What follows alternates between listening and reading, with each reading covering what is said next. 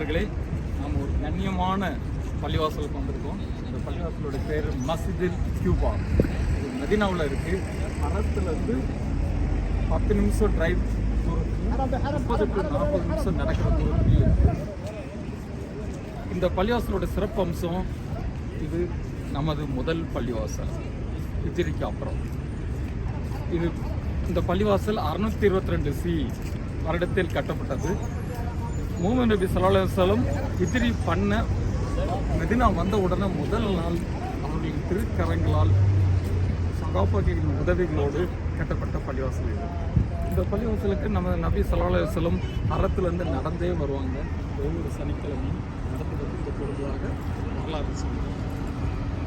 இந்த பள்ளிவாசலில் 2 ரக்காத்து தொழுதோம்னா அது நாம் உம்ரா செய்ததற்கு சமம்ட்டு சில ஹதீஸ்களில் வரலாற்று சான்றுகள் இருக்கு.